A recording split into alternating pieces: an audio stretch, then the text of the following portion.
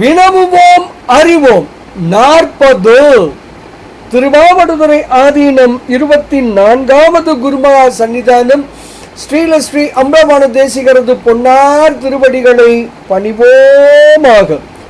வினவுவோம் அறிவோம் 40வது வினா, அசத்து என்பது என்ன? இந்த வினாவிற்கான விடையை ஸ்ரீ மெய்கண்டார் அருளிய சிவஞான போதம் எனும் நூலின் 6வது நூற்பா முதல் கூறு முதல் எடுத்துக்காட்டு வெண்பா மூலம் காணலாம். அசத்தின் இயல்பை அறியாதவனே கேட்பாயாக. உண்மையை ஆராய்ந்து பார்த்தால் நமது அறிவினால் சுட்டி சுட்டி அறியும் சுட்டு அறிவினால் அறியப்படும் அனைத்துமே அசத்துதான். அசத்து என்றால் நிலையற்றவை என்பது பொருள். எனவே நாம் அறிவது அனைத்தும் அசத்தே என்று நீ உணர்வாயாக. சர்க்காரியவாதியே, இந்த உலகம் தோன்றி நின்று மறையக்கூடியது.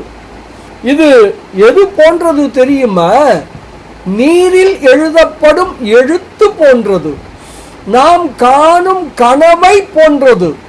காணல் நீரை போன்றது.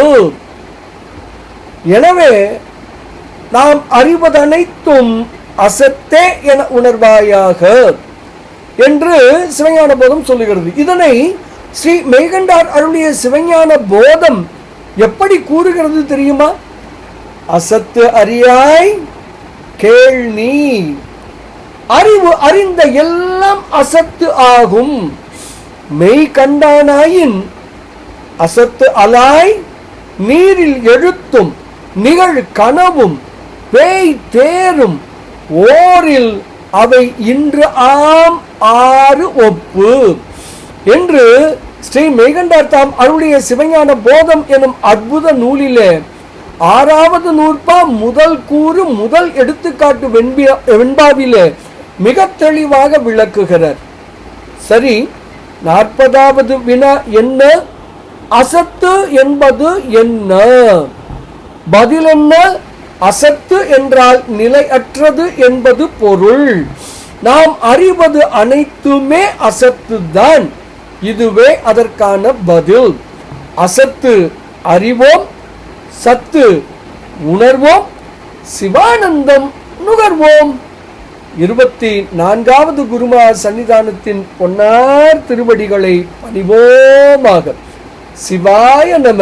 திருச்சிற்றம்பலம்.